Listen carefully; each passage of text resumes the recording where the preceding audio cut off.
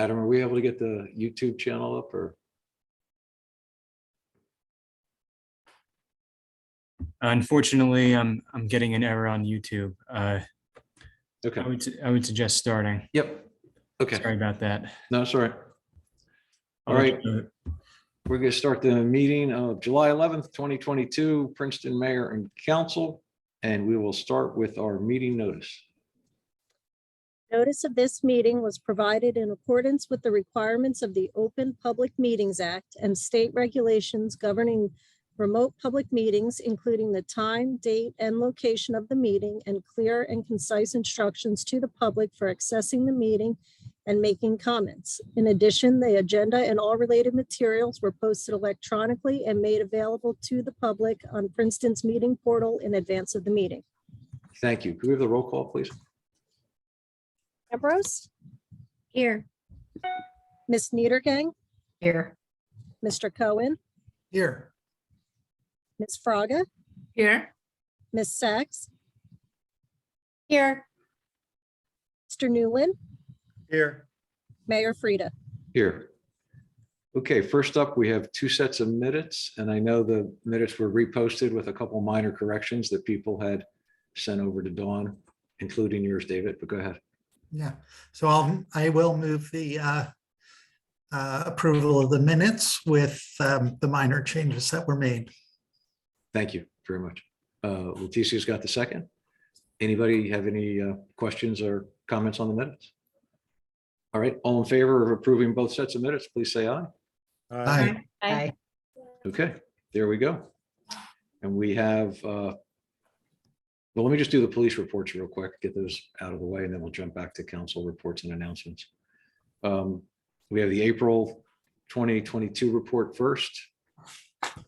Captain, anything specifically to point out? Well, I'll just go ask you for both the April and May. Anything specifically to point out in either one of those? Yeah, Mayor, nothing specific to point out. Both are complete and will be posted to the website. Things are trending in a direction that we had predicted. Increased motor vehicle stops, increased calls for service, so on and so forth. Like I said, both will be posted to the website. If there are any questions, happy to answer them. Have a brief update on the state of the department a little bit. Staffing levels, if you'd like me to do that, I can. Sure, go ahead. So right now the department is staffed at the end of July, we'll be staffed at 52 officers. With the chief's retirement coming up, it'll bring us to 51 officers, and we have 2 confirmed retirements in April of next year, which would bring us to 49. In addition to that, we have 3 officers that are eligible for retirement that just haven't stated their intentions thus far, but could go at any moment, which would bring us to 46.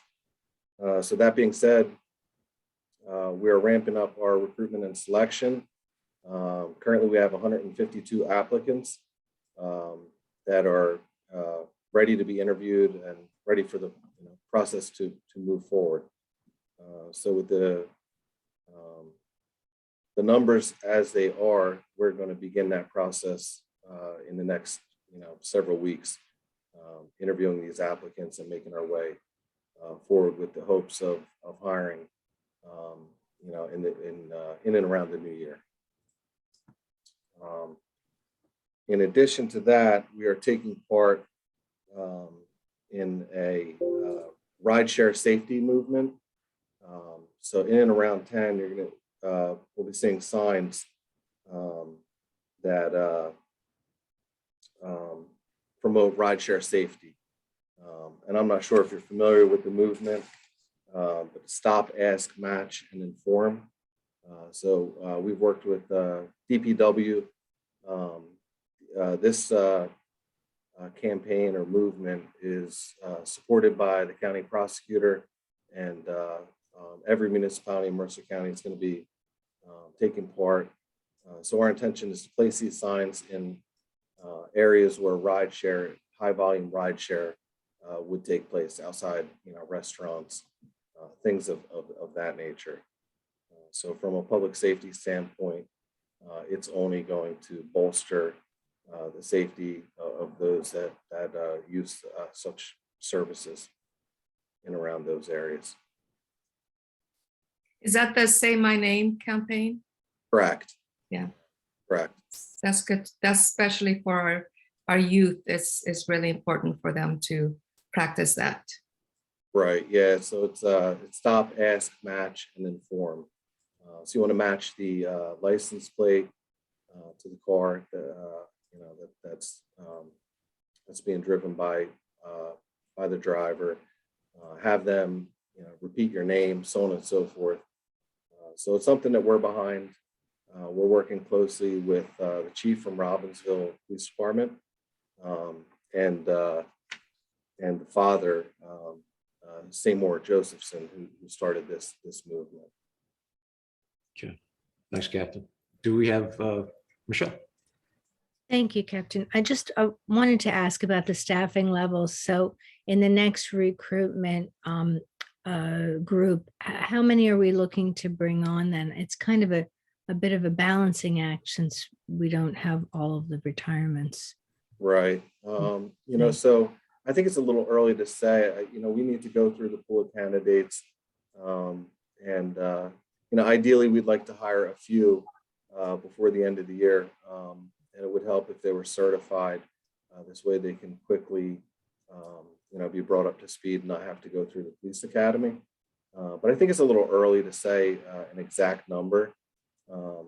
And having gone through this process a few times, it's hard to predict, what we will be able to get from the 152 applicants. So I think we'll have a better idea once we begin the interview process. But the fear is that we could see ourselves at a level, in the mid 40s, 46, 47 quickly. And that it puts us in a precarious situation with regard to, the different units that we have, so on and so forth. Thanks. I was going to ask too, I noticed in the report that there's a bit of an uptick in overtime. Is that due to some of the retirements or any gaps in staffing, or is that just because of COVID and other illnesses? Yeah, so it isn't related to any retirements or that. We definitely had issues with COVID when the uptick in cases. We had some officers sick. We had some shortages that we had to fill. So I would attribute it to that more so than our issues with retirements. All right, thank you. Thanks. Yeah, you're welcome. Appreciate it. Eve? Thanks, Mayor. Thanks, Captain, for being here. I have I guess a comment, a suggestion for the next police report. I think much earlier when COVID first hit and our numbers, everything with the police started getting all wacky because, it was a new world.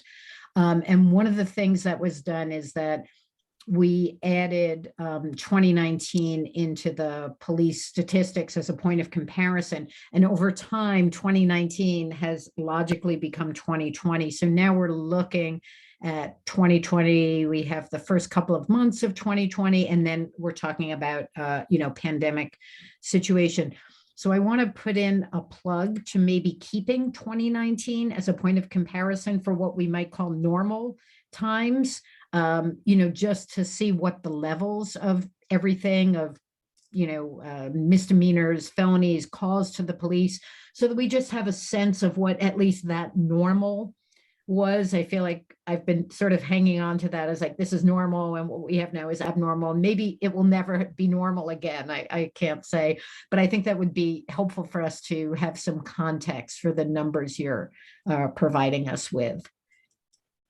Absolutely. Yeah, we do our own internal reviews, month to month, and it does help. COVID, was a difficult time, and it certainly, from a numbers point of view, put us in a situation where we had a hard time figuring out where we were, or where we want to be. So yeah, I think that's fair. And we can certainly take a look at that. Thank you. And then I just wanted, for the benefit of those in the virtual room who don't know, if you could talk a little bit about your, I think, very unique interview process, which, as somebody who's looked for a job myself, I think this is, ideal in that really everybody gets a fair shake. And I was very impressed by that. And I thought maybe you could just describe that a little bit. Yeah, so we made a lot of changes to the process as we learned. We had some things that really worked and some failures along the way. But the short answer to your point would be, so right now we have 152 applicants. Each one of those applicants will have a face-to-face interview with the command staff, where we try to learn a little bit about them, a little bit about their background, a little bit about their intentions with, what they are seeking in law enforcement, maybe the reasons why, so on and so forth. And those interviews have been great because we get to know the individual a little bit more on a personal level. So we found it beneficial, and we're going to continue to do that. I don't foresee us stopping that at all. Can be daunting sometimes when the numbers are really inflated, as they have been in the past. This particular process is somewhat alarming that we only have 152 applicants at this point. It's been open since March, I believe. But yeah, that's the reason behind us bringing everybody in and giving them, at least 10 minutes to tell us about themselves and what would make them a perfect fit for Princeton and for our department. Other, yep, Just, Leticia? Yes, Sure. thank you. Thank you, Captain. I just had something that I have brought up before regarding how in the report, how the juvenile station house adjustments and curbside warnings were reported. And I understand that we don't want to be including any personal or identifying information, but I always found it useful to at least get a general idea of what types of issues you're addressing, not just for, I think it's something that is not only useful for those of us who have children, but also the community at large, with the concept of it takes a village for us to be able to know what type of issues you're dealing with so that we can ourselves address them with our youth and make sure that they're in compliance. Yeah, so I looked, forgive me, I forget if it was the May or the April report, we had 5 or 6 curbside warnings. Yes. Okay, what I would tell you about, and in the other report, and again, forgive me, I don't know if it was May or April, there were 0. Yeah, I saw there were, at least in the last one, there were 5 curbside warnings and 6 Right. station house adjustments. Yeah, so what I could tell you is that the curbside warnings that were listed in that monthly report, it was 1 incident involving 5 juveniles. Okay. And what you'll find, Leticia, is that during the summertime, there's more activity, there's more kids out and about. So there's more opportunity for our officers to either be called to a situation or to happen upon a situation.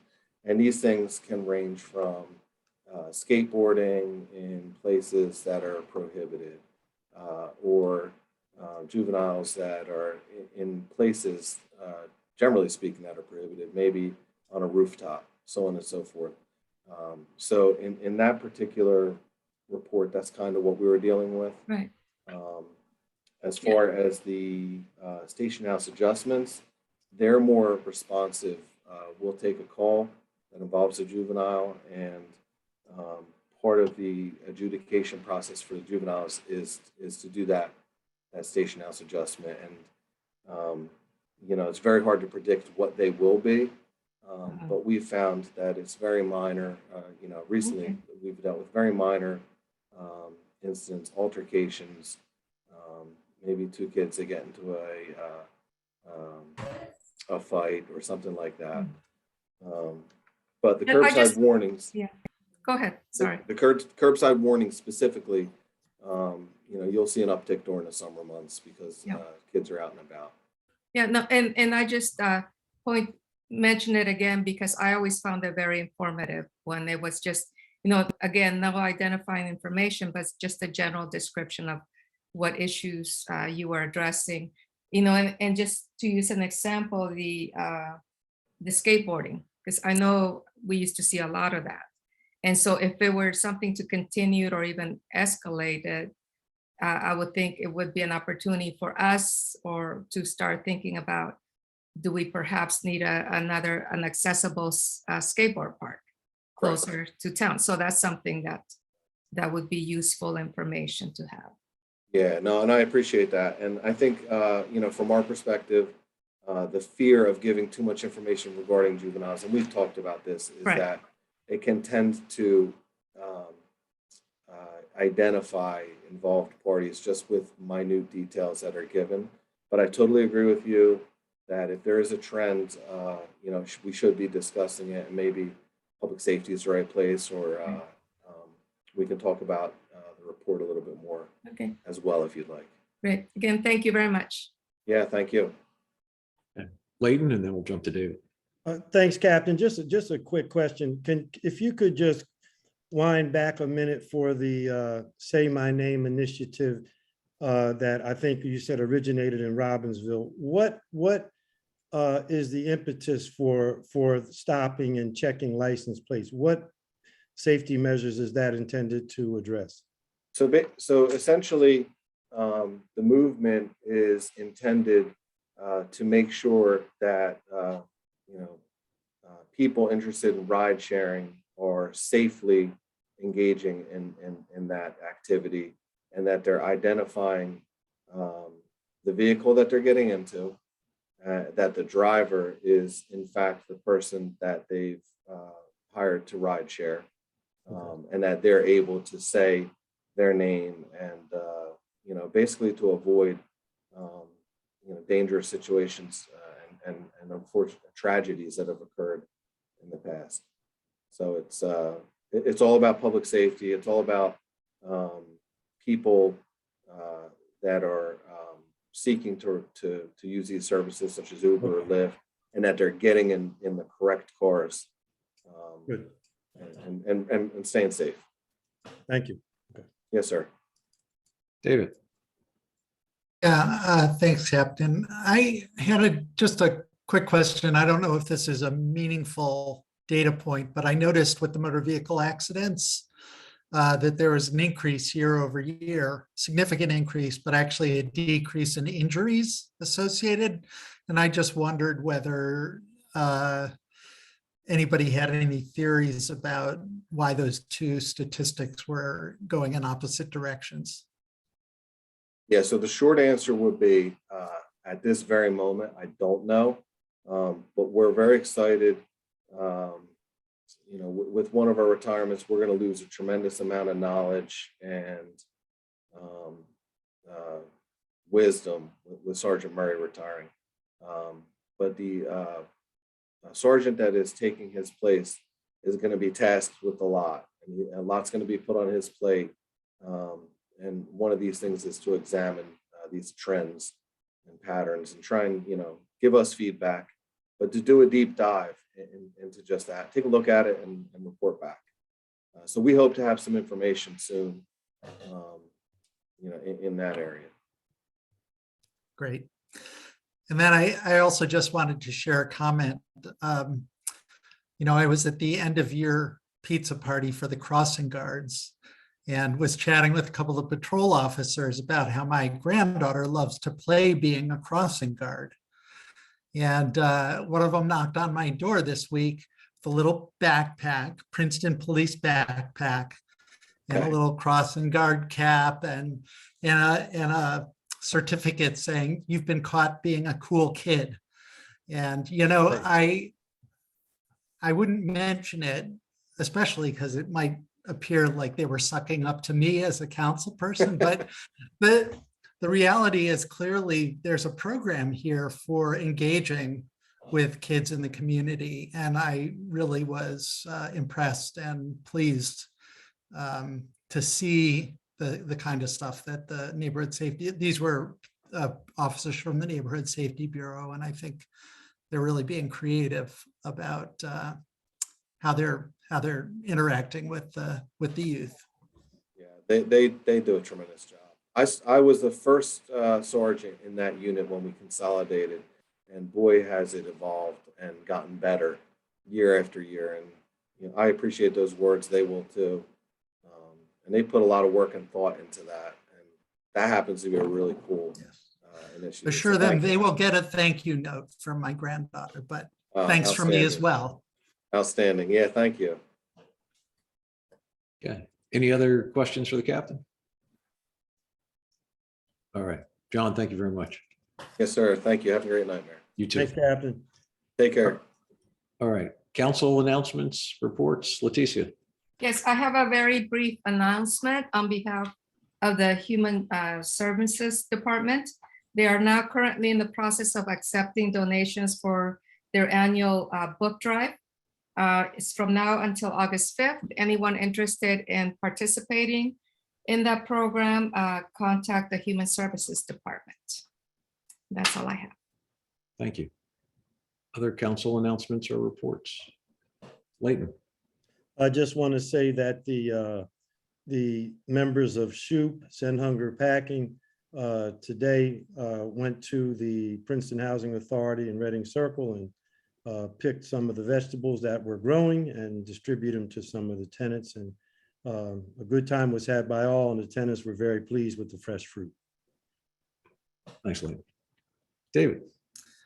Yeah, I just wanted to quickly mention that the stormwater utility study is actually getting underway. And I think the engineering department, Andrew Filippi in particular, is looking for stakeholders in the community who want to be involved in working with the consultants who are going to be steering that process. So if you have any questions about what a stormwater utility is, feel free to reach out to me. And if you want to make a connection with that study, I can help make that connection for you. Thanks, David. Any other council announcements or reports? Okay, great. Why don't we go to public comments for items not on the agenda? So if anybody from the public has a topic they want to bring up that's not already on the agenda, this would be the time to do it. Just hit the raise hand function at the bottom of your screen. All right. Seeing no hands up, we'll move on. And we have a public hearing on ordinance 2022-22. An ordinance by Princeton creating a new historic preservation overlay district to be known as the Prospect Avenue Historic District and amending the code of the Township of Princeton, New Jersey, 1968. Can we get a motion? David, are you making the motion on that? I'm making a motion, but I also have a comment to make. Okay, let me just get a second. We'll come right back to you. Would somebody say, okay, Leighton's got the second. David, go ahead. Yeah, I just wanted to make folks aware, Eve, actually in reviewing the text of this ordinance, caught a little error, formatting error, where in the second definition, the added text was not underlined. And there was one deleted word that was not in brackets. So there's an updated version. It is not a change in substance in any way, but I just wanted to draw people's attention to that in case anyone was confused about what exactly the changes were. Yeah, thanks for pointing out that Eve caught that. Thank you. Other council comments or questions on the ordinance? Okay. Is there anybody from the public that has any questions or comments on this? All right. Adam, I see a hand up. Could you bring that person over?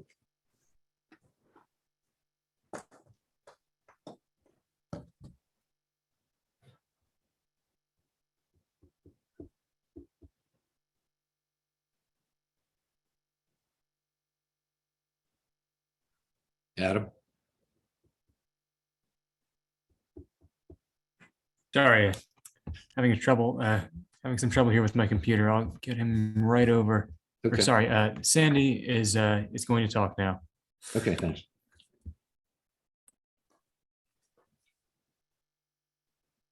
Sandy, there you go. Okay, I can talk. Oh, I can't be seen. I can just talk. Is that it? Yes, sir. Okay, I'm sorry. Okay, yeah, thanks. So I'm Sandy Harrison, alumnus, board chair of Princeton Prospect Foundation, and I know that hopefully this will be the end of a long process. And I just felt it was important to just reiterate something that I have said in a couple of at a few other meetings in the past before either the council or Historic Preservation Commission or Planning Board or all of the above. And so it may sound repetitive, but I think it's important to get it on the record. The proposed historic district has all of the different properties in it are owned either by the university or by the eating clubs and by nobody else. And the packet of materials that was sent in advance of this meeting includes two different important pieces of documentation. One is the October 20th, 2021, 9 months ago, compromise agreement, the famous agreement where there was a settlement after months and months of controversy regarding the moving of the court clubhouse. And in the process of creating that compromise agreement, in addition to dealing with how to move the houses and preserve and rehabilitate them and all, there's the additional important feature of that compromise agreement is that the university unequivocally in writing stated that would support the Prospect Avenue Historic District. So if there's any concern that you would be getting resistance from the owners of the property, that alleviates that concern with regard to the university. There was another letter dated October 7th, is actually a couple of weeks earlier, which states that the eating clubs also supported, and this was signed by me as head of the Princeton Prospect Foundation, which has been instrumental all along since the very beginning of both the compromise agreement and the historic district. So clearly the Princeton Prospect Foundation is supporting it, but this letter in writing states our support, and it's also co-signed by another alumnus named Hap Cooper, who is the head of the GIC, the Graduate Interclub Council. Princeton Prospect Foundation and Graduate Interclub Council both have major oversight roles over the clubs. They're complementary. They don't really overlap that much, just a little bit. But together we speak for the clubs, and the clubs, it says in there that the clubs support this, and the clubs, we had a meeting with the board chairs of the clubs and other representatives to make sure they understood what it means to be an historic district, and they had opportunity to ask questions. And after that, and Clifford Zink helped with that presentation and answering questions. And after that, they all agreed that yes, this is something they want to do. So I just wanted to get that all on record, and that's all I really have to say. Are there any questions? Sandy, thank you very much. Okay. Appreciate that. Okay, sure. Okay. Adam, can you bring in the next person, please? Oh, and just so people know, we're having a little problem with the timer, but the timer will turn red when the 3 minutes is up, which is a good thing. The bad thing is you don't get much of a forewarning. So if I cut you off, I don't mean to be rude, but we have the 3-minute rule. Anyway. All right. Okay, next we have Clifford. Okay, thanks.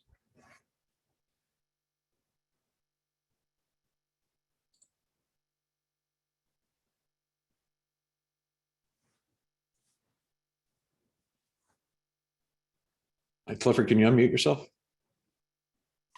Can you hear me now? Yes, we can. Okay, thank you very much. Adoption of this ordinance by the council will be a very positive outcome of well over a year of work by so many people to come up with a compromise solution on Prospect Avenue to maintain the quality of the historic character of the street, and also to allow the university to do some very important and needed changes, but to do them in a way that respects the historic character. So many people contributed to this along the way. It would take well over 3 minutes to list everybody. The group that came to be known as the Prospect Avenue Save Prospect Coalition worked tirelessly over months, as many people know here, with the planning board and reaching out to the university. Sandy Harrison, Carl Pettit were particularly key to that whole conversation. And the university deserves a great deal of credit. Ron McCoy, Kristen Applegate, and Q Wong for coming to a compromise with the community concerns in a way that enabled them to achieve what they wanted, but also some very meaningful benefits for the town, particularly in this case, the ongoing town involvement in the future of Prospect Avenue. And so the purpose of the designation is not to freeze Prospect the way it is today, but rather to manage any future changes that the clubs or the university would like to make in a way that balances the property owner's needs with the meaning and the significance that Prospect Avenue has for everybody in the town. And I think we all learned, I was pleased and somewhat surprised by how many people came out in favor, people I didn't even know, came out in favor of wanting to preserve this very important part of Princeton. So none of this, we would not be here tonight without all the hard work of the staff. Elizabeth Kim reviewed the nomination, was particularly helpful with the boundary. Michael Laplace was helpful for months and wrote the ordinance just before he left. He made sure he got it done. Justin was very helpful picking up where extra things needed to be done. And I want to particularly thank Mia Sachs for her long engagement, not as an advocate for A or B, but rather for somebody who engaged with the community and also with the university and tried to find solutions. And so, and also Mia helped make sure everything was done to get this in front of you. Cliff, you're out of time. So thank you very much, You. everyone on council. All right, thank you. Adam, can we bring in the next person? Sorry, Mia, I didn't mean to cut off someone just tooting your horn, but. Okay, next we have Kip.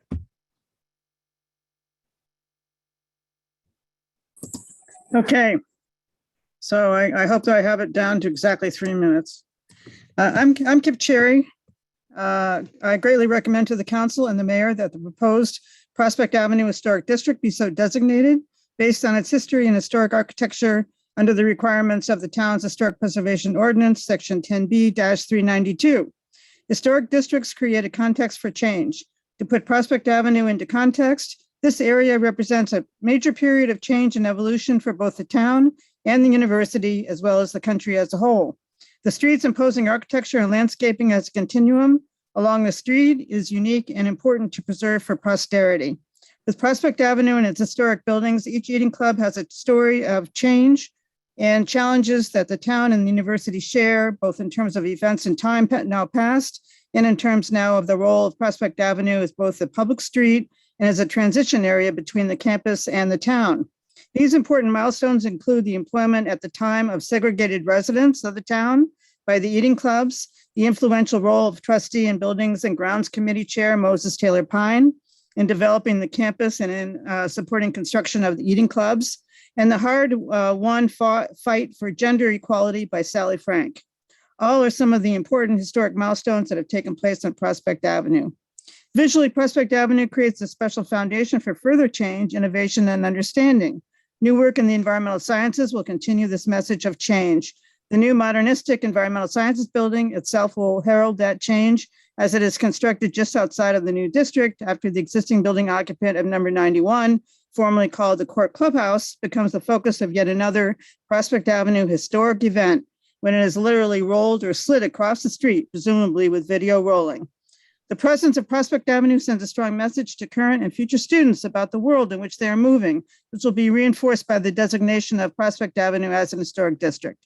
This in itself creates a sense of purpose and creativity for students yet to come, and as they follow in the footsteps of others. The new district will be seen every day by students and visitors who most certainly will see the history of the eating clubs as both a reminder of the past and as an inspiration. This will send the right message to every person entering and leaving the new modernistic buildings dedicated to science and engineering being constructed in the area. And the keystone of the district at its northern end will be the Court Clubhouse, which is on the National Register. In conclusion, based upon the extensive information in the historic record, the designation of the Prospect Avenue Historic District is, I think, obvious. On the basis of the ordinance criteria, I believe the area fully qualifies as an historic district. I urge you to make it Princeton's newest historic district. I want to thank Elizabeth Kim and the members of the Princeton Preservation Commission, and particularly thank the university's Q Wang and Ron McCoy for making this happen. Thank you. Thank you, Kip. Okay, Adam, can we bring in the next person, please? Okay, next we have Lewis.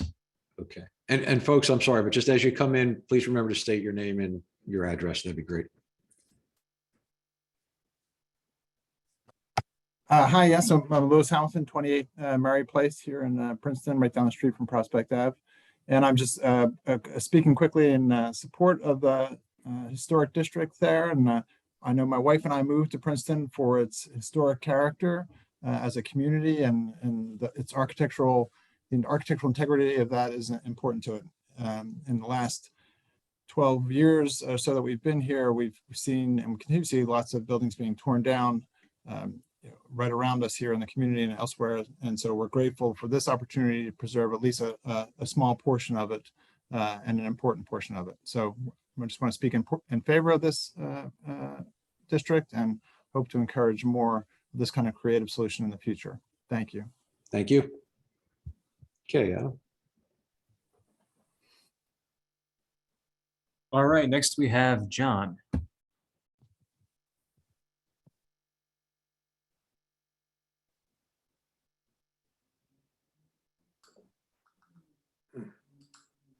Hey, John. Oh, am I unmuted? You're unmuted, John. You're good to go. Okay. So I'm John Heilner. I live at 4 House Circle in Princeton. I'm a 1963 graduate of Princeton University.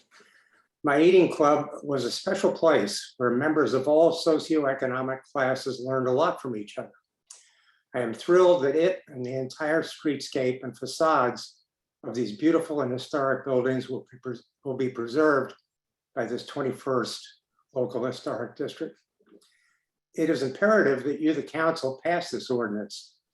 As we are seeing with the movement of Court Club across the street and the original university plan to tear down the 3 Queen Anne Victorian houses at the east end of the district, the university, up until late last year, was set to disregard 125 years of architectural, social, and cultural history.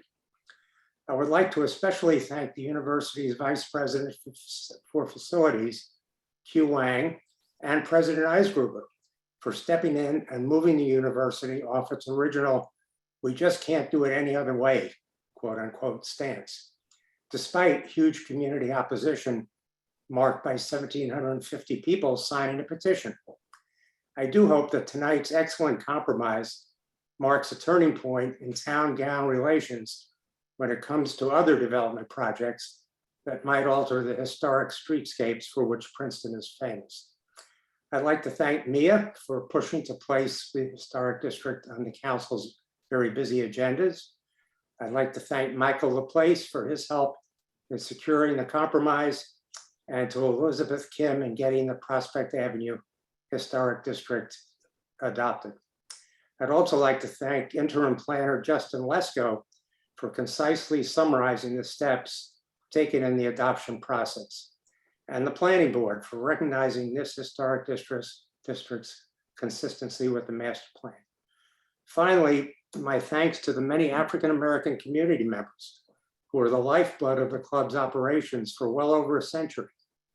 Some of their grandchildren are now prominent members of our community. For example, Yaina Moore, Tommy Parker, Shirley Satterfield, and Dr. Robert Rivers. And I know I'm leaving many out. And some of those folks did graduate from the university or have offspring who did. I'm very happy that their history is now preserved in Clifford Zink's designation report and will be told in the district's exhibits. Please make Prospect Avenue our town's 21st historic district. Thank you. Thanks, John. Okay, Adam, who's next? Okay, next we have James.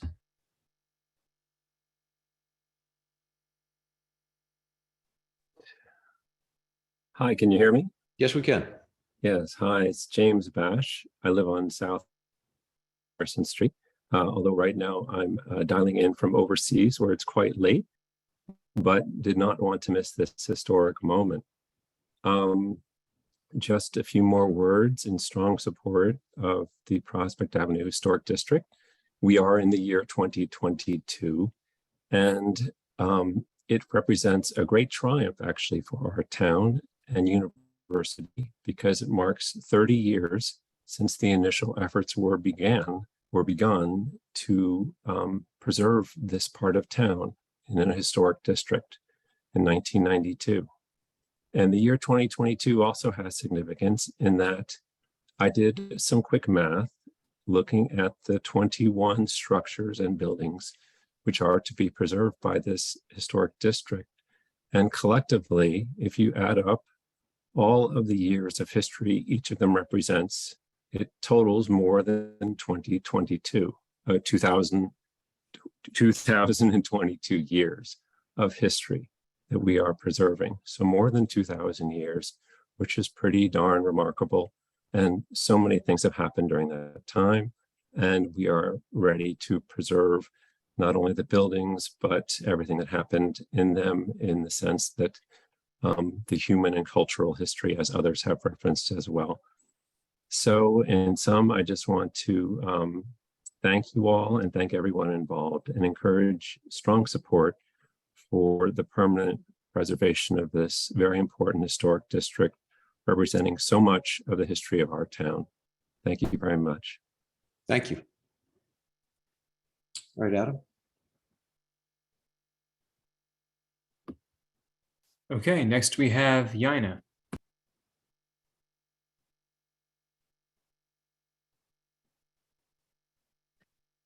Can you hear me? Yes, we can. Okay, thank you. I'm so glad that Kip gave all of the technical details as to why this should become an historic district. And I am so glad and very excited to support it and working along with this group and its presentation to all of the entities, including the university and shepherding the university compromise, the historic preservation's work, the planning board's advice to council, and especially Justin Lesko for picking up and taking up the charge to complete the process for the planning department with an excellent report. I am an alumna, as John Heilner slightly alluded to, whose grandfather arrived in the late 19th century, excuse me.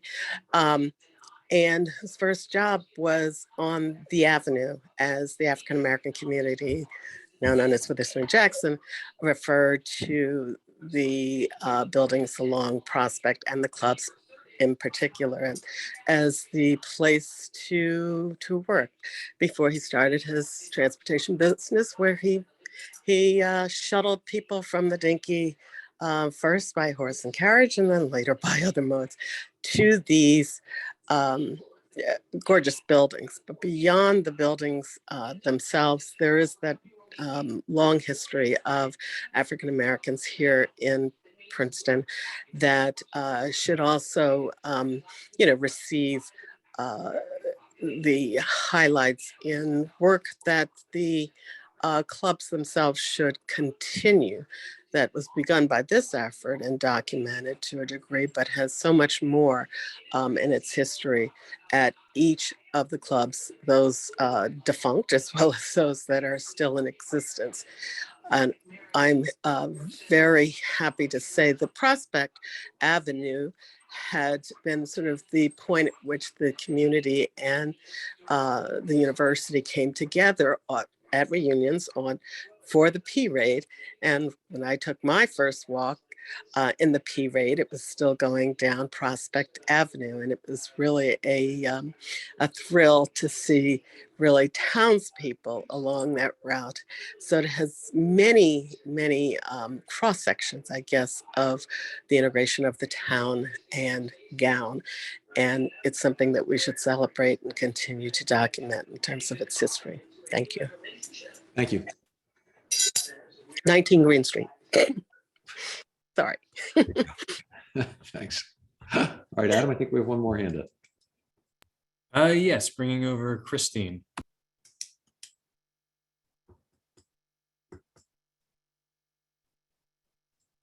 Hello, can I be heard, please? You can be. Okay, great. Thank you. This is Christine Lewandowski, Pennington, New Jersey. I'm your former historic preservation officer. And I would like to say that I'm so happy that there is this meeting of minds between town and gown. Council and mayor should be so proud to designate this historic district. It will be a wonderful thing to preserve this beautiful historic streetscape and buildings. All parties involved are to be congratulated. Thank you very much. Thanks, Christine. Take care. Okay, is there anybody else from the public? All right. So we've gotten through everyone. I'll just ask any other council questions or comments before I close the hearing and we vote. Leighton? Thanks, Mayor. I just want to make a quick note. My grandfather worked for Matthews Construction Company, and he was part of the group that built Firestone Library and many other buildings in and around the university, as well as were many Italian American bricklayers. So I just want to let the public know, and as Mr. Clifford Zink already knows, that the imprint of the Witherspoon Jackson neighborhood was felt on the avenue, that is for sure, but it was also felt throughout the bricks and mortar of both the university and the infrastructure of Princeton. I just wanted to make sure that we get that out there. Thank you. Thanks, Leighton. Okay, we'll declare the hearing closed and we have a roll call vote on this. Carol Lambros, Yes. Ms. Niedergang, Yes. Mr. Cohen, Yes. Ms. Fraga, Yes. Ms. Sachs, Yes. Mr. Newland. Yes. Okay, thank you. Let's go to resolutions. 22-219, resolution of the mayor and council of Princeton authorizing purchase of Cradle Point Inc. modems from Software House International, SHI, under state contract M7000, data communications products and services not to exceed $47,994. This is carried over from the June 27th, 2022 council meeting. And this is modems and antennas for the police department fleet of vehicles for the MDTs and communication back and forth. David and then Leticia. I'll move it. Thank you, David. Leticia, second. Okay, thank you very much. Michelle, did you have your hand up? Sorry, I got confused. I forgot that people are just putting their hands up to move things. And I had my mind went blank there for a second. My bad. Okay, any questions or comments on this? Seeing none, all in favor, please say aye. Aye. Aye. Okay, well, we got the dog too. 22-243, resolution by Mayor and Council of Princeton authorizing execution of jurisdictional agreement number 4929 with the New Jersey Department of Transportation in connection with streetscape maintenance on New Jersey Route 27, Nassau Street, from Palmer Square East to South Tulane Street. Is there a motion? Thank you, Eve. Is there a second? Thank you, Leighton. Deanna, are you gonna give us the summary on this one? Yes, thank you, Mayor. So as an effect of the Nassau and Witherspoon Street improvement project that DOT is undertaking to replace the traffic signal, they have provided the municipality with a jurisdictional agreement on the intersection area extending down to Palmer Square East and South Tulane Street. What this means, it's not a big change in that the adjacent property owners, according to the New Jersey Department of Transportation, are responsible for sidewalks along the state highways. And all this jurisdictional agreement does is put in place that the municipality of Princeton is the main point of contact, but by our own ordinances and municipal code, we also delegate that responsibility to the adjacent property owners or business owners in that corridor. So it really isn't a big change. We were hoping to get some leniency from the Department of Transportation to avoid needing to get highway occupancy permits each time repairs or improvements were made to the sidewalk area. Unfortunately, the Deputy Attorney General's office did not go along with that recommendation because they do want to have continuing oversight of the safety of work along the corridor. So like I said, it's really not a change in how we have been managing the pedestrian space. It now just formalizes it in a document. Thank you. Mhm. Any questions? David? So does this essentially empower us to go ahead with the next stage of the Nassau streetscape improvements in this area, or are there other things that need to happen to allow that? So we would still need to go to historic preservation and and SHPO. And then we would still need to get a permit from the highway department to continue with that project. Okay. Yeah. So this isn't as exciting as I hoped. No, I'm sorry, it's not. Any other council questions or comments? Okay. All in favor, please say aye. Aye. Aye. Okay, it's everybody. 22-244, resolution of the mayor and council of Princeton extending the conditional designation of Terhune Development LLC, an affiliate of Wind Development Company LP, as redeveloper for a portion of property located at North Harrison Street and Terhune Road, also known as Block 7401, Lot 1.02, and a portion of Lot 1.01, located in an area in need of redevelopment for redevelopment of an inclusionary housing project. Is there a motion on this one? Michelle, thanks. Leighton has the second. And then we're just extending the right to do this. The time period had timed out. I think that's okay. Any other comments or questions? All right, all in favor, say aye. Aye. Okay. 22-245, resolution of the mayor and council of Princeton extending conditional designation of Avalon Bay Communities, Inc.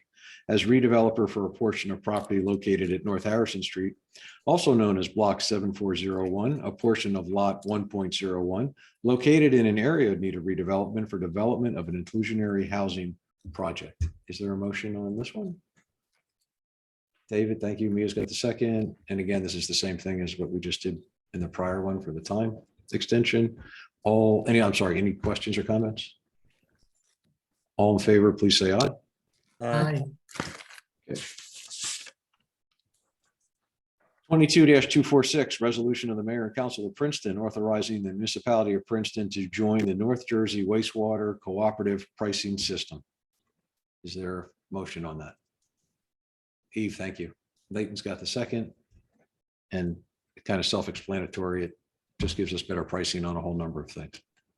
Any questions or comments? All in favor, please say aye. Aye. Okay. 22-247, resolution of mayor and council of Princeton authorizing the temporary installation of public art pole banners on up to 20 utility poles on Paul Robeson Place, John Street, Birch Avenue, and Witherspoon Street beginning August 1st, 2022 through May 1, 2023. Is there a motion? Dayton's got the motion, Leticia's got the second, and I would imagine, okay, any council questions or comments first? David and then Michelle. Yeah, I just wanted to comment that some of the renderings that were in the packet, it was unclear whether the banners were mounted at the same height on adjacent poles. In fact, it appeared that they weren't.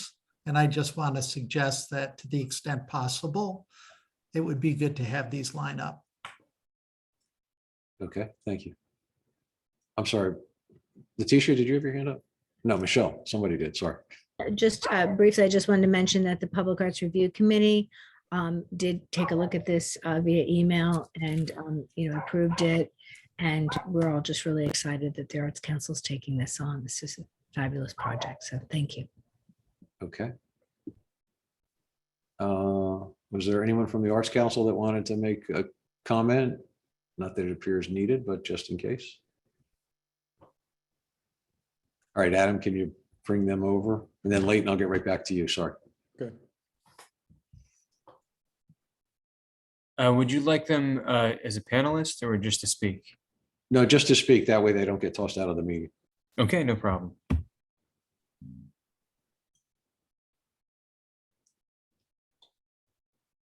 Hello, Adam Welch from the Arts Council of Princeton, 102 Witherspoon Street. I just wanted to thank you all very much for taking this into consideration this evening. And we're really excited about this project. And it's been a great learning opportunity for us to talk to so many neighbors about the project. And I think it's a great opportunity for us to highlight the artwork and community that Romas Broadway did so wonderfully well document. So thank you for your time. Thank you, Adam. And that's a record for you making a statement. I'm going to keep track of that for future. Leighton. Thanks, Mayor. Just piggybacking on what Adam said, this is a tremendous compliment to the community. Romas Broadway was a storyteller, an activist with intense pride in the Witherspoon Jackson neighborhood and the town of Princeton. And this is an absolute beautiful recognition of all of those things. Thank you, Adam, and the university and everyone who had a hand in this fine initiative. Thank you. Okay. Any other comments? If not, all in favor, please say aye. Aye. Okay. 22-248, resolution amending 2022 schedule of meetings for the mayor and council of Princeton. That's on page 134 of the agenda. We need to fill in the dates as to when we're going to start to go back to, or when we're going to go to what I assume will be hybrid meetings. So let's have a chat about that. Leighton and then Eve.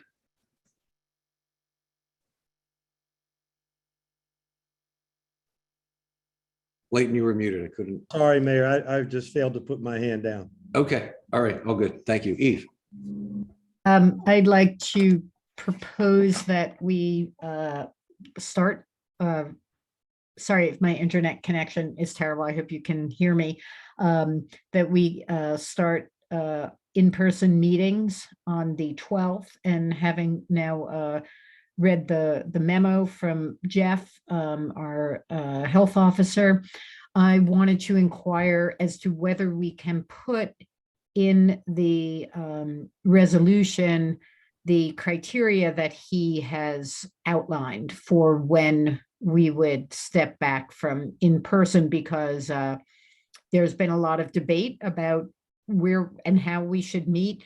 And I think it would be great to just have a trigger that's in there, and we meet these criteria, we go to virtual, and when the criteria change, then we go back to in person without a lot of back and forth and discussion by staff and council. So I'm hoping we can move towards something that's more automatic. And a second question, I guess, which is really a question for Jeff, is would we have limits on the number of people that could be in the room, and how might that change and be, depending on the COVID levels and the level of risk in Mercer County?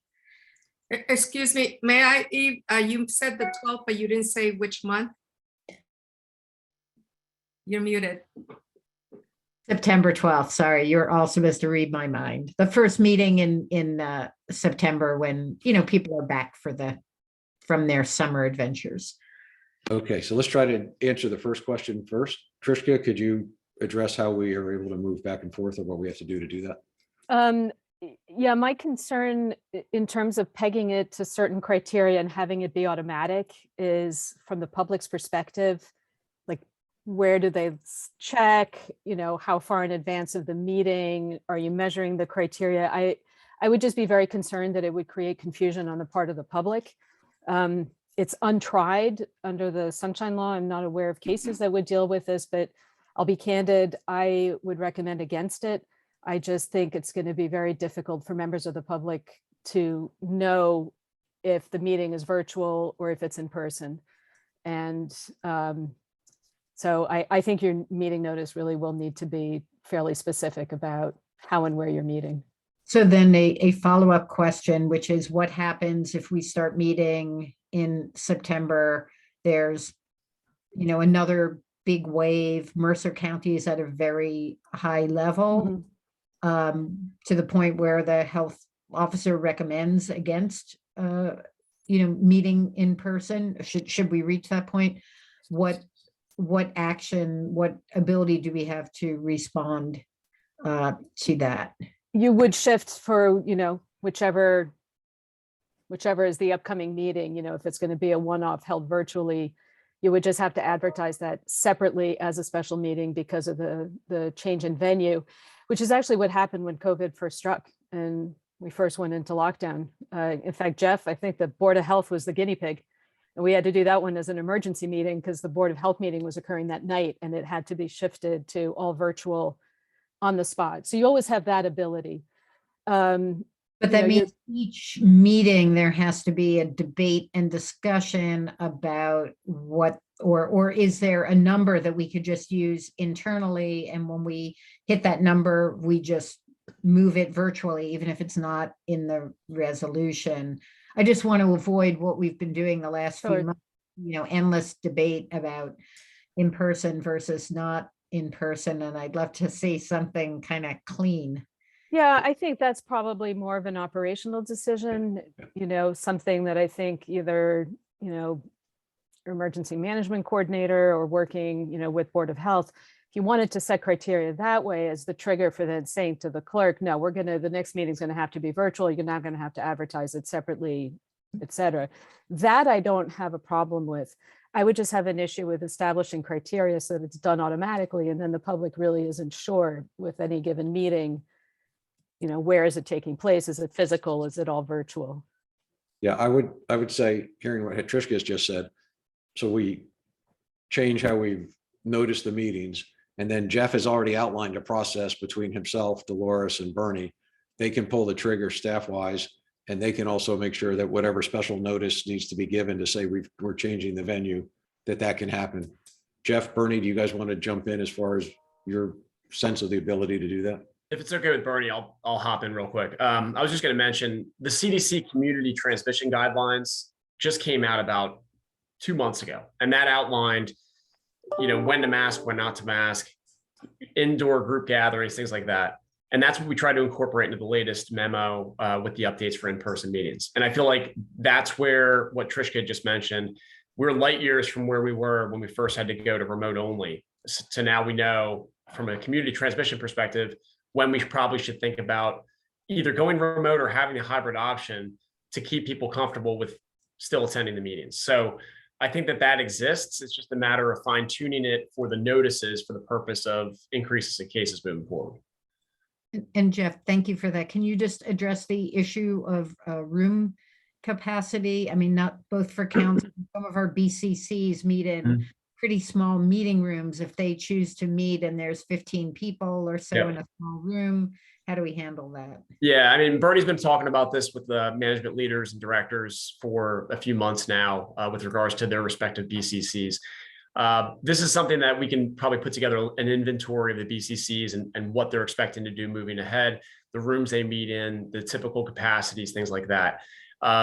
The BCCs that don't have a municipal liaison, we're gonna have to work with you all as council members to make sure that the protocol is lined out for that. But in terms of the BCCs, I would expect that some will probably continue remote, depending on how they meet. And then with regards to the meeting size or the room size, I'll work with each individual BCC to make sure that they're comfortable with what they're going to do moving ahead. But I would expect they're going to follow the same procedure in terms of if we see a rise in cases, we're going to try to revert back just to protect everybody from that surge. Thank you, Jeff. You're welcome. Okay. Eve, anything else? No, your hand went down. Okay. David?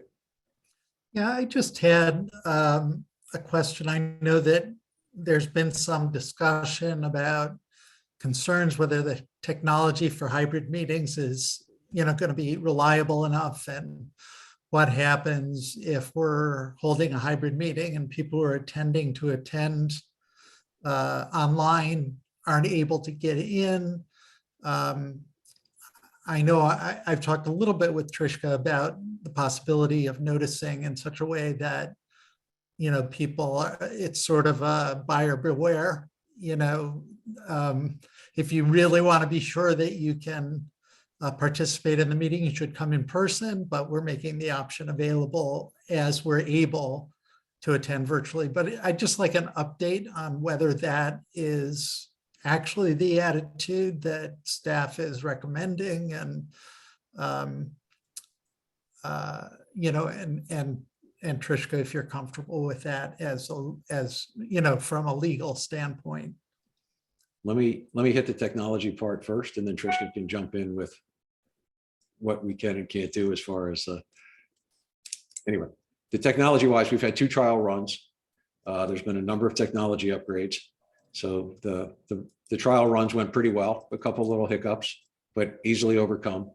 One of the biggest things is just getting proper air conditioning in the equipment room, where all the equipment to make the magic happens, because it used to be a closet and now it's full of servers and machines and stuff, and it gets too hot, but that's being dealt with. So it appears that we're good to go on having hybrid meetings, and the IT staff have done a great job in putting together the necessary equipment and doing a whole bunch of upgrades to allow that to happen.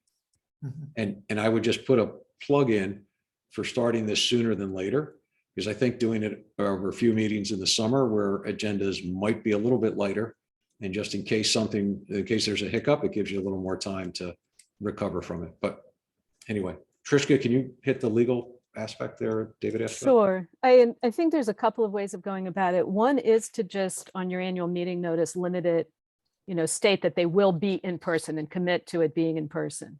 You can always, and I think you could even do this, if you just wanted to indicate, and I'm not even sure if you'd want to do it necessarily in your annual notice, maybe this is something you could do via your website and your meeting portal. For this meeting, we will also be offering the option for people to participate by Zoom. That at least gives you the ability to do it on a case-by-case basis or as a trial run. The other option is that you do in your annual meeting notice state that your meetings will be in person, as well as providing the opportunity to participate virtually. The danger there is then if for whatever reason that option isn't available or you're having glitches, I think then a member of the public could legitimately complain. I think if it's just strictly you're committing to meet in person, and then, internally, at least maybe initially, you're going to try to offer the hybrid and you make it clear on your website and everywhere else that, that may be an option, that I think legally is okay. I don't know if I explained the distinction, clearly, but I mean, that's how you could cover yourself in the event that the hybrid option, for whatever unanticipated reason, ended up not working.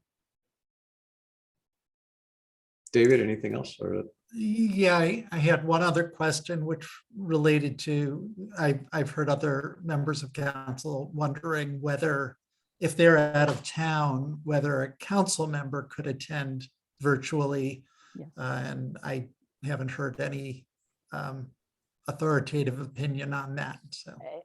I mean, Mayor, I'm happy to answer that. I mean, legally, the answer is yes. I have always felt that under the Sunshine Law, and I think this is everyone's opinion, if you ask attorneys, the Sunshine Law speaks to meeting either corporeally or by any other means. So I have always taken the position, and we've had this happen, where a council member could phone in if they were out of town and there was an important vote that they wanted to participate in. The only caveat just being making sure that they could be heard and that they could hear what was going on, which is sort of obvious. So for those reasons, I think, yeah, just as before, I mean, I think a council member can participate remotely. I don't see a reason why not. What the remote meeting regulations do state, however, is that if the body resumes meeting in person, it has to then allow the public to attend in person. So you can't have a situation where the governing body is together in the same room, but the public can only participate virtually.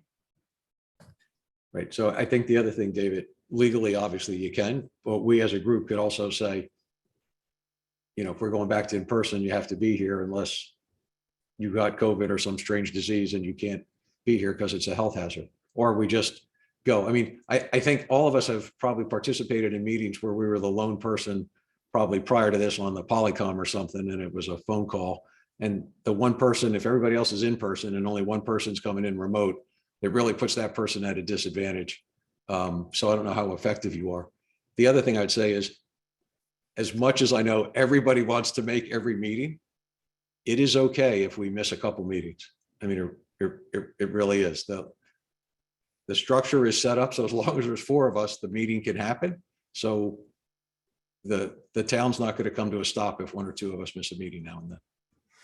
Anyway, David, anything else before I move on? No, that's it. Thank you. Mia. Well, fortunately, council members really care very much about their job. And so I think we all like to be present, and that's a good thing. I wanted, when I'm finished, Eve to speak to her experience with doing hybrid at the library. I think that it was the board or the trustees meeting. And I wanted to hear from our tech staff, or I don't know, Mark, if you can speak to it, or Jeff, whether how we would be doing hybrid if is different than how that experience was, Eve.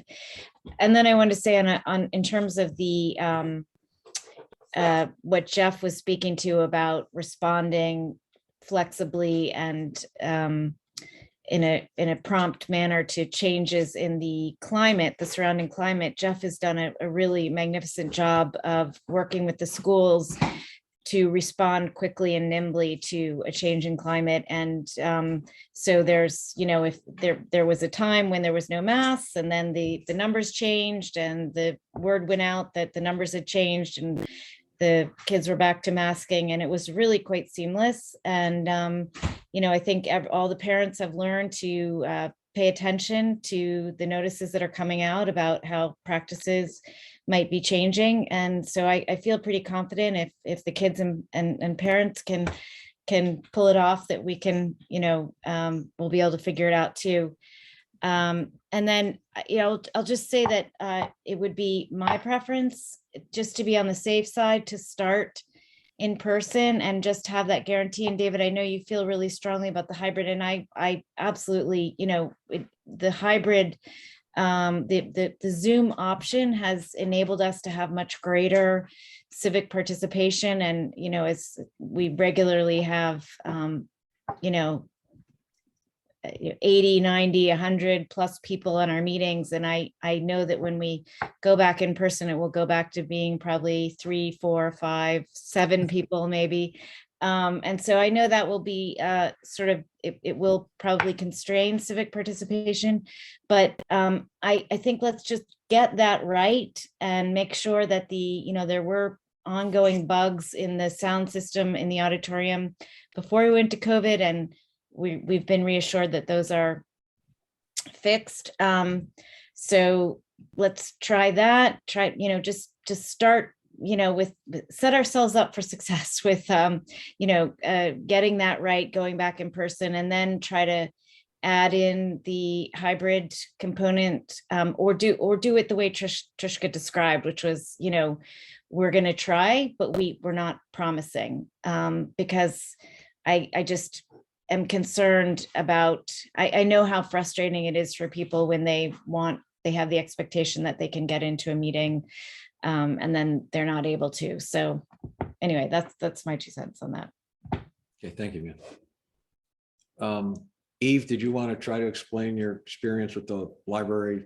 Yeah, I don't think it was, we had a library retreat, but the participants weren't mic'd. It was very frustrating. I was able to participate, but not to hear anyone else mostly. So it was, frustrating experience, but I think that since members of council are mic'd and since speakers will be mic'd, I hope that would not be the issue for people participating virtually. I'm of 2 minds about going hybrid versus, I like Trishka's approach that we are meeting live in person, but there'll be this option. We're not guaranteeing anything. If you need to be there, come in person. Because I don't want to have us all together and then half an hour in there to be some thunder and the, internet goes down and we no longer able to meet.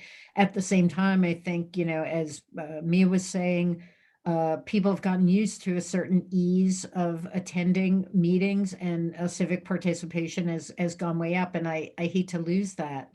So if we can have the best of both worlds without taking the risk of a meeting being invalidated by a loss of connectivity, that seems like the best solution. And as we go on and we have more confidence in the technology and everyone's ability to handle it, we might make a decision to declare the meetings, ongoing, truly hybrid. But I like Trishka's kind of, you can have your cake and eat it too solution. Yeah, and on technology wise, all the microphones for the council members, the microphone that the public would be using, they all go through the same sound system. So everybody that's coming in remotely, it goes right out to all of them also. So I mean, that's been tested a few times now to make sure that works properly. And then on the vice versa, if you're in remotely and you're discussing, that's piped to the speaker system in the council room. So everybody in the room can then hear what anybody that's coming in virtually has to say. David? Yeah, I just wanted to suggest perhaps, I guess staff has done a couple of test runs. I think it might make council members a lot more comfortable with what they should expect out of a hybrid meeting if we could have a trial, a test run of the technology for ourselves. Because, right now, I don't, I have a lot of ideas in my head of what a hybrid meeting might be like, but I don't know what you guys have set up, what staff has set up. And so I think that would be constructive. Again, I don't know that all of us can be in the same room without noticing it. So, Well, if we're not conducting a meeting and we're simply testing technology, we can do that. Maybe we can do it. So yeah, we can. Yeah. Okay. So that's my suggestion. And I'm totally fine with Trishka's finesse of the legal issue. I think that's fine to sort of say they're in-person meetings with best effort to provide online attendance for those who are interested, but if you need to be there, come in person. Okay, thank you. Leticia? Yeah, I just wanted to just voice my preference, but first start by saying that I personally have, and I would think that my colleagues agree too, that during the time of Zoom, I think we've been the most productive. Even though it's tiring having so many meetings, we wouldn't be able to participate in as many meetings as we have if not for being able to do it virtually. And I know that's going to change. We're just going to have to manage our time better when our meetings are in person and we have to go from one place to the other, or even when our meetings are late. But that's the way, it's just going back to what we signed up for, basically. But with that said, I do want to voice my preference, not just for myself, but for, I know from what I hear from members of the public who have expressed an interest in continuing to meet virtually for as long as we can. And with so many folks traveling in the summer, getting our kids, family time, we spend a lot more family time in the summer than we do otherwise. So for that reason, I would prefer that we formally start in-person meetings at the September 12th meeting. But with that said, if the consensus was to start earlier, I can certainly make myself available. Okay, thank you. Leighton? Thank you, Mayor. I too paid attention to Trishka's report on how to best address meetings going forward. But I would, just like to share that one really good thing about COVID, if we can state that there was a good thing, is during the virtual meetings, I mean, obviously we've dealt with cannabis and the parking issue, but we've had probably more people attend our meetings than we have ever had in the history of civic engagement in the town of Princeton. And that is a very good thing. And to the extent that we can maintain that type of collaboration, in particular to elderly people who may have difficulty walking or maneuvering, and those who may not have cars and access to get to our meetings, I think it is very healthy that we do all that we can to have as many participants attend our meetings as possible. Thank you. Thanks, Leighton. I'm sorry, Michelle. Just to chime in that I agree with what's being said in terms of, the participation has been, really phenomenal. And it's and in some ways you get a different slice of the population. So I want to find any way we can to continue that. I think Trisha's suggestion on how to move forward sounds great. And so I'm all for it. And September 12th is fine with me if that works for everybody else. Thank you. Thank you. Mia? I know that there's been a lot of outreach from families, particularly families with young children, to the school board, requesting that they stay remote as long as possible because it has given them access to meetings that they didn't prior. And I also know that the segment of the population who've been able for the first time to really engage with the civic process for council meetings is also, particularly young families who have to deal with dinner and bath and bedtime. And for the first time, they've actually been able to participate in council meetings. So I just want to make sure that the public does not think that by going back, because I don't think the school board has plans to go back in the near future. I'm not sure. I don't want the public to think that we are less interested in civic engagement, that there's any sort of retreat from, from public participation. And, we will hopefully be able to, these are new times for all of us, the COVID era. So the message is really for the public that even that going back in person does not mean that we are in any way interested in going back to having small numbers of people participate in our meeting. We'd like to find a way to continue to have a large swath of the population participate, and hopefully we'll be able to work that out. Okay, thanks. Eve? Thanks. Yeah, I want to echo what Mia said. I know there's been a lot of comparisons with the schools, not just the board, but with the schools themselves. And I have to say there are really compelling reasons why students should be in school and what they get out of interpersonal contact that can't be achieved by Zoom. But I do feel, to echo, I think, what Leticia said, that we have been very efficient on Zoom, and the Zoom meetings have been, have been good for the most part, even though we're all little boxes. I mean, there are advantages and disadvantages.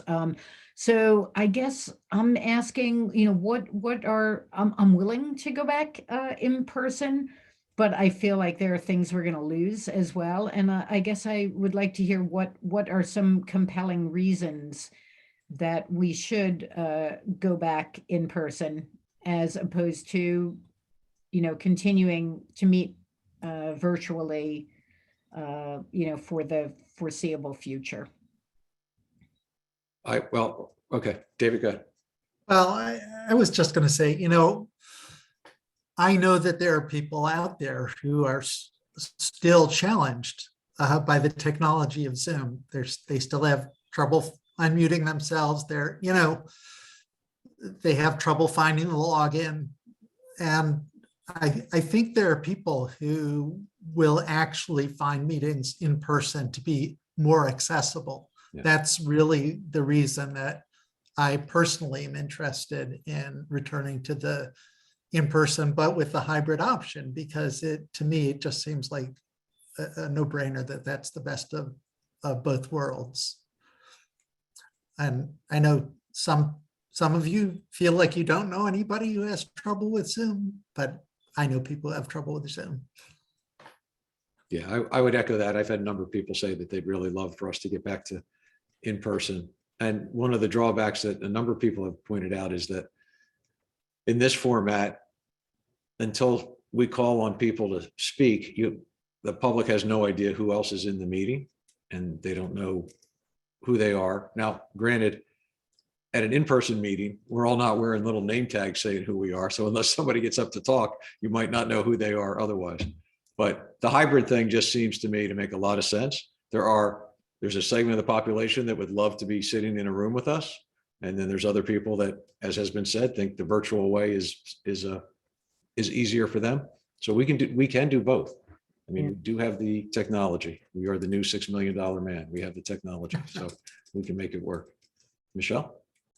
Well, I think Mia and I have hardly had any experience of having in-person meetings at all. I think we were on council for 2 months before we went to this virtual world. And so for me personally, I do miss the interaction, the chit chat before and after, and the eye contact. So there is something to be said for being in person as well. Yes, I think life is going to be a hybrid. I think there's going to be a lot of meetings and a lot of productivity that we can have through Zoom, but I don't think you can really replace being in person and meeting people and having that interaction, which I personally kind of crave right now. So I'm kind of looking forward to it. Yeah. Okay. Anything new anybody has to say? I know we have a hand up from the public. I just want to jump over there unless somebody has. Okay. Adam, we have one hand up. Can we bring Yaina in? Okay. Thank you, Mayor. I'm glad to hear that there are people who understand that there are challenges in actually accessing the online process, not just technologically, but to be able to afford Wi-Fi and the devices to get you onto these systems. So that the hybrid option is doable. We ran a reunions panel where 50 people were on in the room and 50 people were in the virtual mode. Questions can be asked and conversation held amongst and between the two different formats successfully. So it's the technology makes it possible. So I hope you adopt that hybrid option so that people can decide on which way they will attend a meeting. Thank you. Thanks, Shannon. Okay, so let me just try to, I think where we're at is if we look at the resolution, and I know not everybody's got their agenda package open, but it's on page 134. There's 2 blanks. So it sounds like most people have would really prefer us not to do this until September 12th. So the date of September 12th would go in the 2 blanks and it'll say in person. And what we would do for some number of meetings to be determined is on our website say, oh, by the way, you could still come in remotely. We're not guaranteeing it, but you could still try it. We do that X number of times. We feel comfortable it works. And then at some point, Trishka, correct me if I'm wrong, but then we could just have another resolution similar to this one, simply saying, hey, we're going hybrid. Yes, I think that would work. And especially if you also, you could even potentially, well, that's up to the clerk's office, but you could even state on your agenda for the given meeting if that remote option is available so that you're really trying to maximize the information to the public. Okay. All right. So would someone move the resolution with the dates inserted? Leticia, thanks. Michelle's got the second. Questions are, so we're inserting the date of September 12th. David? I think Trishka had some suggested language modifications. I don't know if they're ready for prime time yet, Trishka. It would be trying to thread the needle. That's if the council, wanted to write in the resolution, try to hedge its bets. I mean, my preference would still be what I had initially suggested, which is just commit to in person. But if you feel as a governing body that it would create, might reassure the public more if you even had some language in here. I mean, I've got some nice lawyerly hedgy language. It makes me a little bit nervous though, because it still may create an expectation, even though we're trying not to. But, as I said, I think option A is the preferable option, but if the council would feel better, if all of you would feel better having something in the resolution that does speak to hybrid meetings without committing, I've got some possible language that we could put in there. Okay, so do we want to try to insert that tonight, or do you just want to bring this back for the next meeting? If we're not going to start till September 12th, I don't think there's any dire need to get it right tonight. Unless I'd be fine with doing that. It's gives everybody a chance to look at it. Yeah. It's up to the governing body, whichever. I think, Trishka, if you're uneasy at all, I would prefer not to create problems where there don't have to be problems. We try to make it work. And then we see where we are in a couple of more months. Everything has gone without a hitch, then we move forward. But I mean, it was my idea to put something in, about hybrid, and I really am committed to that. But I don't see any sense in just making it more difficult for us. If there are unforeseen obstacles, we'll deal with them as time goes on and try to get it right within our budget and our ability. I'd say I know one note is that the university probably has a much larger budget for this than we do. So I hope that we can make it work within our means. Eve, I was at a hybrid meeting at the Watershed 5 months ago that worked great. It was 20 people in the room and 20 people somewhere else, but I don't think we're too much poorer than the Watershed in terms of being able to afford the technology. So Eve has to recuse herself from answering that, David. I've been at Watershed meetings that have not worked well, so I'll just say that. So the other thing that a number of you have mentioned to me, which I agree with, is that at some point during COVID, we started this process where people could send emails in by 6:30 and we'd read them. So I really think if we're going back to the in-person, there's no, if you can be in person and or coming in remotely, I would suggest, in agreement with many of you, that we stop that practice, because again, you have plenty of opportunity to attend in person or to come in remotely. So I don't see the need to do that. So I don't know if we need to put that in the resolution, or we just need to announce at some point that we're stopping that practice. But I'm just trying to make sure we hit all the details while we're talking about this. And I don't know if there's any other details that anybody was hoping that we do differently or whatever, but David and then Trishka, sorry.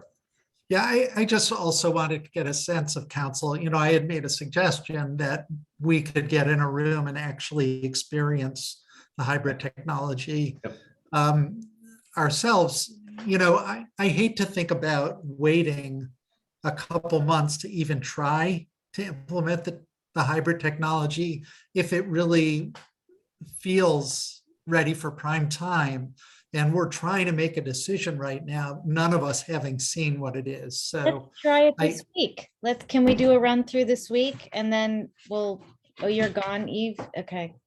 Well, You can call in hybrid and see. yeah, you could call in hybrid. That would be great.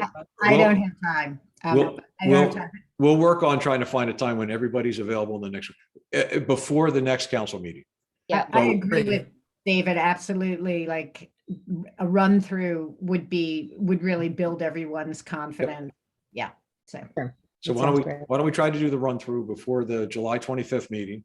Why don't we ask Trishka to play with this resolution in anticipation of the July 25th meeting? And at the July 25th meeting, we can either adopt the resolution as we've talked about tonight, or we all just say, wow, that technology is so awesome, we're just going to it immediately, which just poking a little fun there, but we can do whatever. Yeah. All right, so are we good? We'll put I'm sorry, Trishka, yes. In terms of the test meeting, I would still, just to cover yourselves, notice it, just like sometimes you'll run a notice when a bunch of you are going to be in a room together attending something. Just make clear in the notice, it's not to conduct public business. It really is just to test the hybrid option, but I would recommend that notice be provided. And there was another question that I'm sorry, but if we notice it, then do we then have to allow the public in? Because the whole idea is just to get council. No. I don't mean notice it literally as a meeting. I would just say, a quorum or more of the council may be getting together just to test the hybrid technology. This is not for purposes of discussing business or anything like that. It's just to cover yourselves. Yep. And then Mayor, to your point about allowing public comments to be submitted by email, the reason that's happening now is because it's a requirement if you're holding a strictly virtual meeting. But once you go back to in-person or hybrid, since people can come in person, there's no need even legally to offer that option. That's only a requirement if the meeting is strictly virtual. Okay, thank you. Okay, good.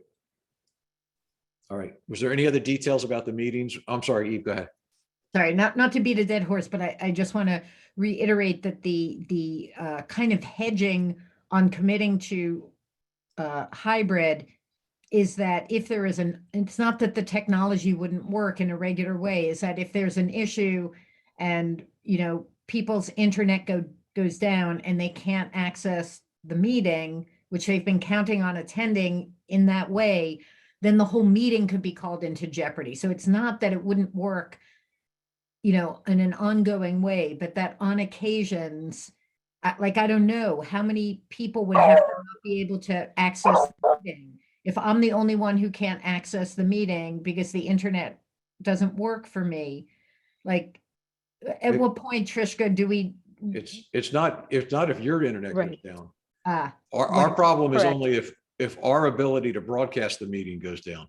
If a participant has problem on their end, there's nothing we can do about that. So that doesn't impact our ability to continue. And in this regard, it's no different than a totally virtual meeting. Yeah. I mean, we don't cancel one of these meetings because somebody can't get on the meeting. Okay, I wasn't sure what the rules were. Okay, good to know. Yep. I'm sorry, Trishka, jump back in. No, I was just going to agree with what you'd stated. I like to try to sort of put these, if your internet goes down, is my opinion, it's sort of similar to my car broke down or I ran out of gas and I couldn't get to the meeting. That doesn't invalidate it. But if for whatever reason, the hybrid function doesn't work on the municipality's end, and that's a little bit like, well, we had the doors open and then they all locked and no one could get in. That's an issue. Yep. Mia? So we're still, but we would still be doing, like, for example, tonight, we had trouble. I don't know if the YouTube ever worked, but we had trouble in the beginning broadcasting from YouTube. So if for whatever reason, we couldn't, Eve, to your question, somehow provide hybrid access, then that's sort of an example. But I'm just wondering to that, along those lines, will we also then be offering YouTube coverage? We will continue to offer that, right? Yes, yes. Yeah, it's a little complicated. I'm not a technology guy, but the Zoom feature is going through the YouTube. There's some magic box in the room, a new box that takes YouTube and Zoom and puts it all together, and it goes out on the YouTube platform. So yeah, YouTube is definitely part of the going forward. Great. So is it appropriate at this point to move to table this resolution? Is that what we need to do if we're going to come back? Yes. And look at it again at the next meeting? I'll move to table it. We can table it because we're gonna, okay, you moved it late and you're seconding the table? Okay. Move to table just gets voted on. All right, all in favor, say aye. Aye. Okay, great. There's 3 items on the consent agenda. Did anybody have anything on the consent agenda they need pulled out? All right, if not, somebody want to move the consent agenda? Michelle, thank you. David's got the second. All in favor of the consent agenda, vote up, say aye. Aye. Okay, that's everybody. David, Move to adjourn. is there a second? Thank you, Michelle. Sorry, I didn't see it first. All in favor, say aye. Aye. All right, we're done. Very good. 8:42. Bad. Nice. Have a good night, everybody. Good night, everyone. Bye-bye. Good night.